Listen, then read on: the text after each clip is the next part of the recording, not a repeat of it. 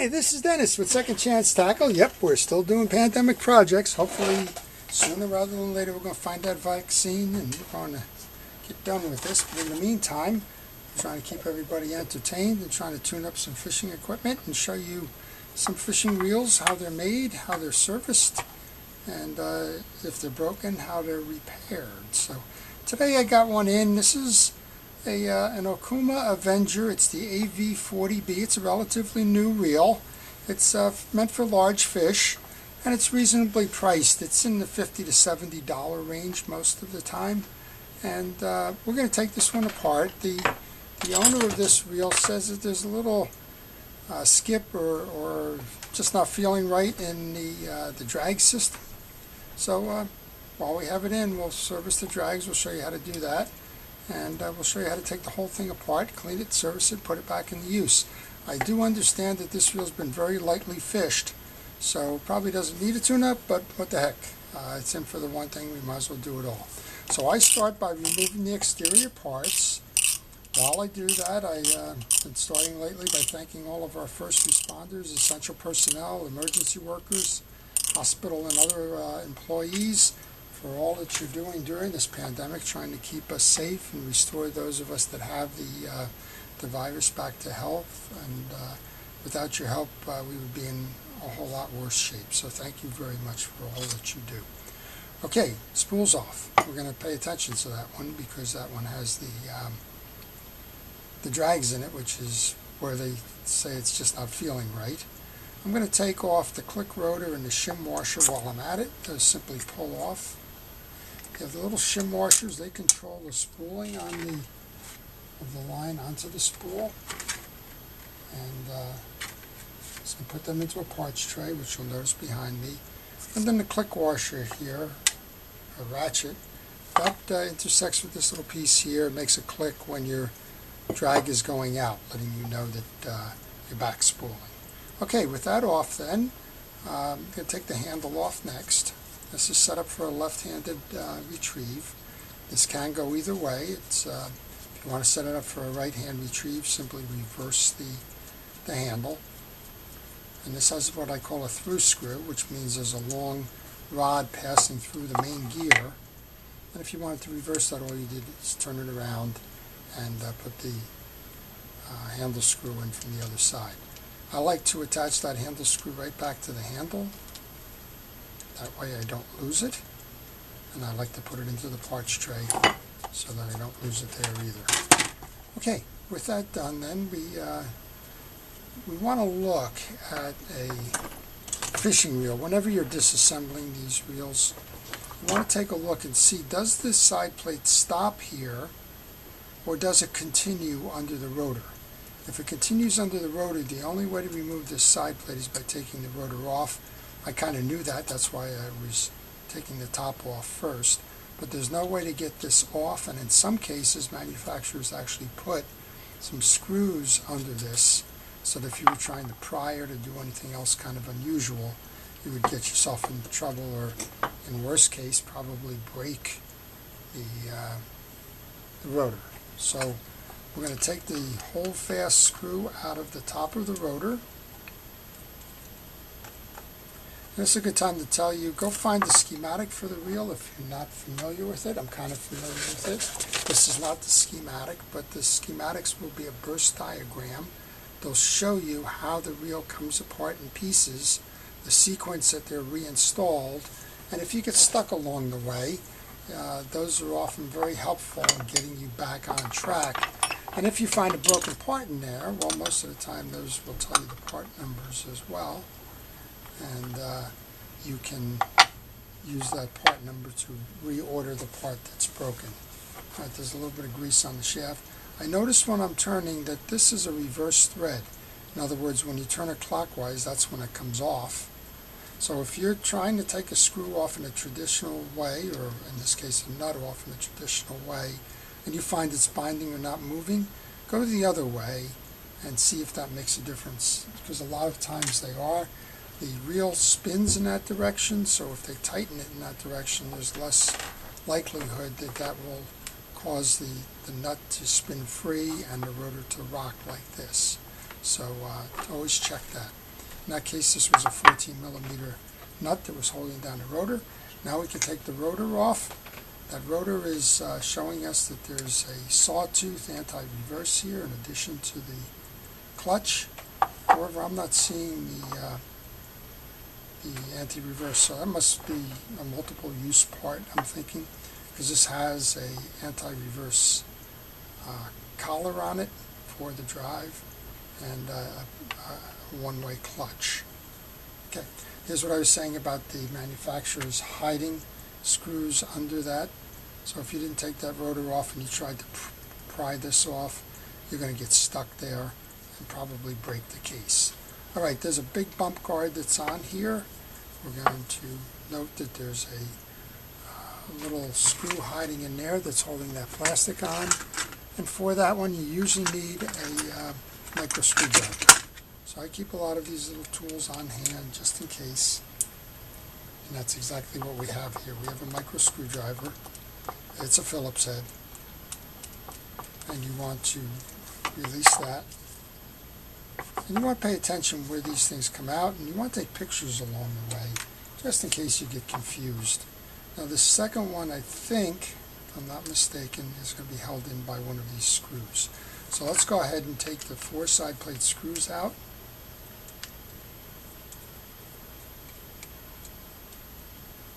I'm going to lay them on the table just to make sure that they're all the same size. If they're not the same size, we're going to note where they came from. This is kind of interesting. The top one is silver, the others are brass.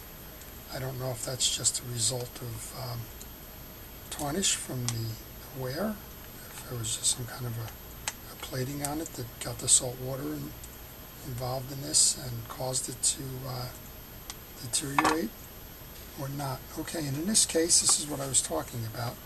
That last screw to come out is a short screw. So you do need to pay attention to where it came from the bottom here. All right, now we're going to see if we can remove the bump guard. We can, and interestingly enough, that's what I was talking about in terms of one of the screws went through the case to hold the bump guard on the bottom. And there's also 2 tabs up here that need to go in. You can't wrestle these things. You're going to snap them, and if you snap them, you're going to have to replace this. So just be careful with it, and you should be all right. With those removed, then we can take the side plate off. Should just slip out. We have a bearing.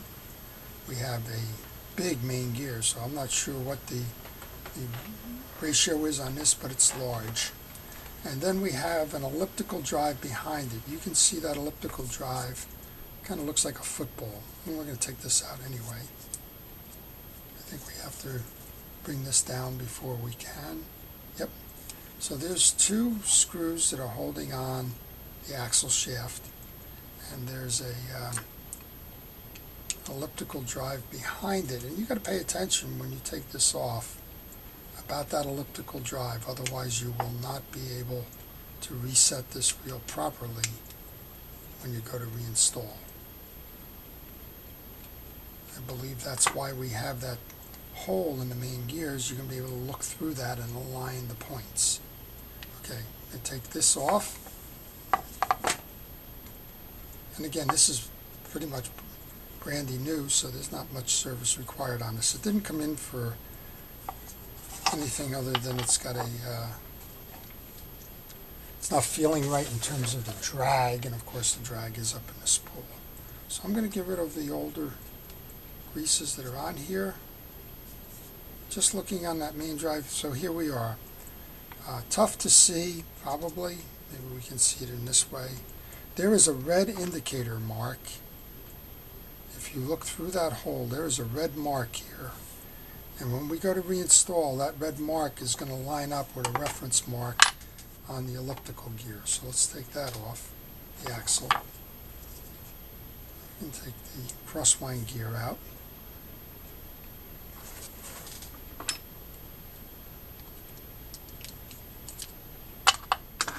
And I see a diamond here.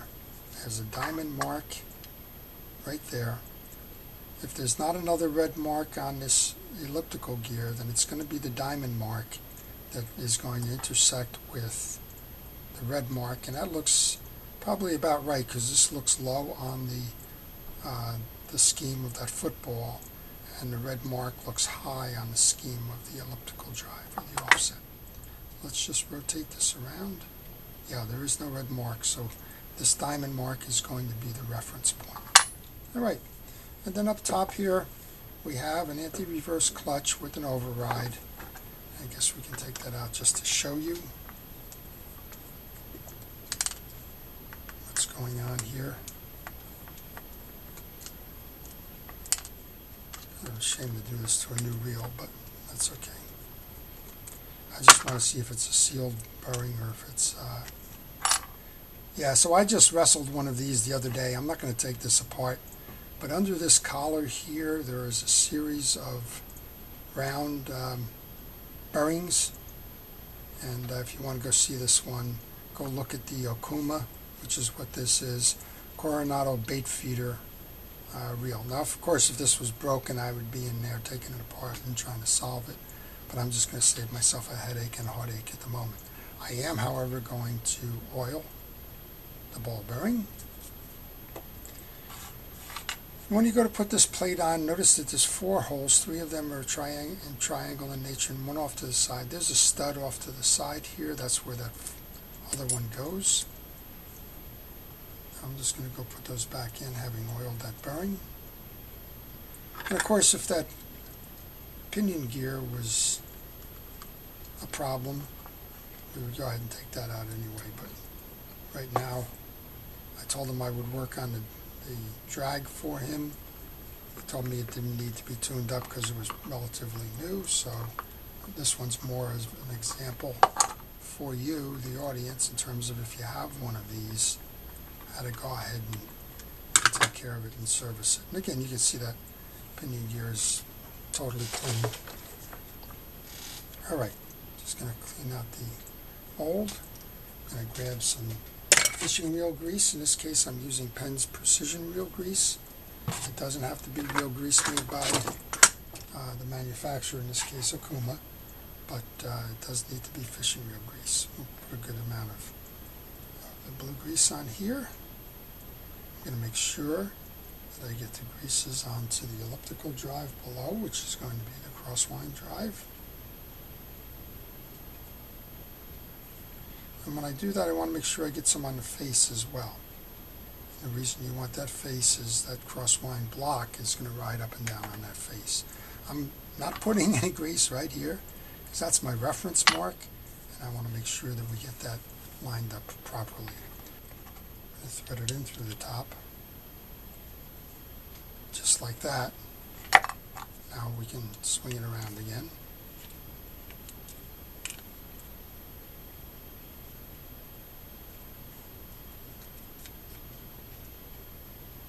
And drop it down to the bottom, and again we have that little diamond is there. Probably does good to show you a couple of times on this one. Just move the diamond out of the way a little bit. Look through your hole or over the top, whatever works best for you. Get it all lined up there. Okay. Now we want to get the axle shaft in. Now clean that axle shaft off. That last exercise there shows you just be patient, don't force anything. There is a way in and a way out of that, just find it. Go back to your pictures if you had any questions. Alright, I've just installed the axle shaft. Now we have the 2 small Phillips head screws that are going to hold that down.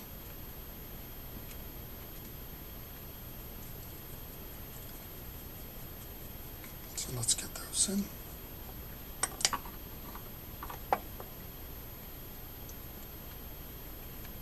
So I'm not quite sure. He said he was out fighting a fish and it just seemed like an uneven drag, which usually sounds like dirt, but that's our next challenge up, is to find out just what was it. Alright, we have a bearing on the back of the case here. Let's go ahead and do that.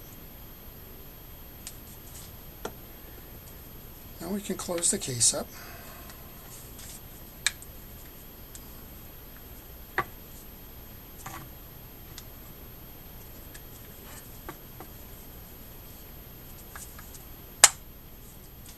always like to hear that nice solid snap. I made a note that the top one was the silver one. So let's go ahead and put that one in. And we know we had the bump guard going in a variety of ways. With that little one here, that's the smallest screw holding that bottom piece in. So let's line all of these up, get those things in properly, which we didn't, because you have to, there you go, we got the bottom in. I'm going to take that short screw now, which is the one that was below. This is kind of a shame. This is a relatively new reel, I'm sure within a year. And the tops are already got greening on it, so I would suspect, it's built for salt water. It's an 80 size reel. You would think that you wouldn't get that greening going on already, but we do. Okay, I'll do the one on the other side here. And we can go ahead and reinstall the rotor.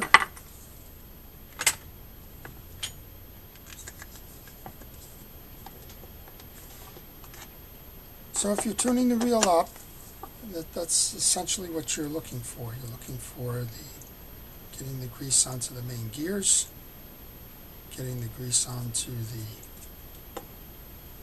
shafts, cleaning out any dirt that might be in the reel, and getting it reinstalled the way it came. So that's what we're doing now. So remember, we took this off in a clockwise manner, which means that we're going to retighten this in a counterclockwise manner.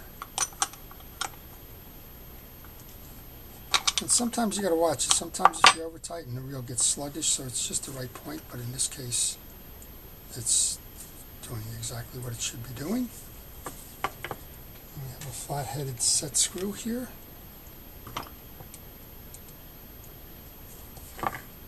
So these sell a lot.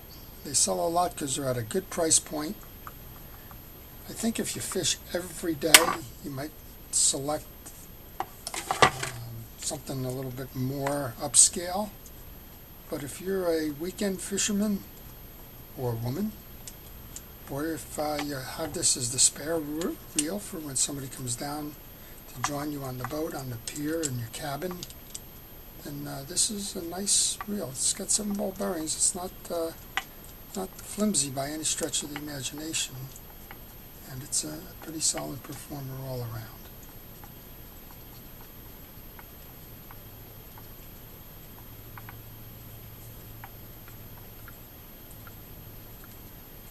Okay, well, the only one left here, this is the beauty of a parts tray, is that screw that holds the bump guard from that side. So let's go ahead and put that in from the top. That's one of the reasons I use a parts tray. If I find something is left in the parts tray where it says I didn't do my job right. Alright, we have our click ratchet. There's a flat side you need to line it up with. And we had that little shim ratchet, shim washer, which is clear. Actually, I had 2 of them. The other one's so clear it's sitting in my tray here and it's hard to even see it. There we go. Okay, so we showed you how the interior works, and we showed you how to overcome that elliptical gear if you happen to have taken your reel apart and it became a problem. I'll show you how nicely it's working. And then this is what they were complaining about, or they said they thought that they had noticed some degradation in service here. So let's go ahead and take this apart. It's always possible that sand or some other thing got in here from the fishing. They do fish it in salt water. So we're just going to get in there, going to clean these things up, and that'll probably take care of that issue, because I'm not seeing anything below that's a problem at this point. So I'm going to remove that drag stack. We have felt washers in here, and felt washers need to remain flexible, and they can be done with oil or grease. Looks like the manufacturers use grease here. And I think there's plenty of grease on here. I don't think these have been affected. So I'm just going to feel these just to make sure that they're right. I'm going to put a drop of oil or two on each one. That's just going to keep it flexible. You don't have to soak it or saturate it or anything. And felt washers is perfectly acceptable. It's not a cheap alternative by any ways. They've been around a long time. Okay, so you're going to find that we have 2 eared and 3 round. So the sequence is the felt washer, a round washer, felt washer. I'll oil that up again. I'm using Real X as an oil, but you can use any fishing reel oil. I have in the background there, you can probably see a pen oil, and that's perfectly acceptable as well. Next felt washer. A couple of dots of the oil. Next round washer. Next felt washer, repeat.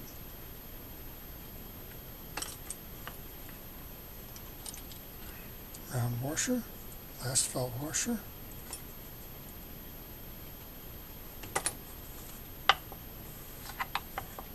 Now the top washer is just a little bit thicker than the others. I've noticed it, but I probably didn't mention it in my servicing.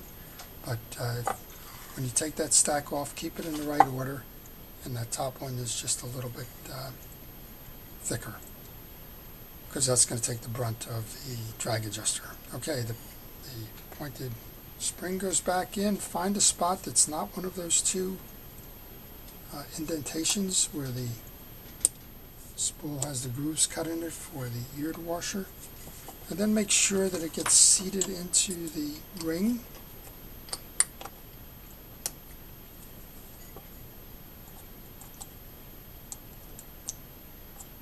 Okay, so we're set. Let's just get this back on the reel. We're going to tighten down the drag, and we're going to see if we can. So I'm having a little trouble getting these aligned, so a good way to get them realigned is generally to come in from the top like that. That'll set the alignment for that offset, and come back in underneath like that. And then we'll just put that drag knob on there. So I'm not quite sure what the issue was there. There's no torn drags. Sometimes that happens with felt. So, for example, the older Penn Fierce, the Fierce 1s and 2s, have felt drag washers. And if you're fighting big, heavy fish, oh yeah, we're solid there. That's not skipping anywhere. Let's back it off a little bit, see what happens. That's nice and even. All right, well, we're going to put it back into service like this. We'll see if that becomes a problem for him. And there you go. That's your Okuma. It's the Avenger. It's the AV80B. And now you know what makes it go inside. You know what makes it go under the drags. And if you have one of these, you now know how to service it. And if you're thinking of buying one, you know the mechanics behind it. So I hope you've enjoyed it. Again, if you're a first responder or essential personnel, thank you for all it is that you're doing during the pandemic.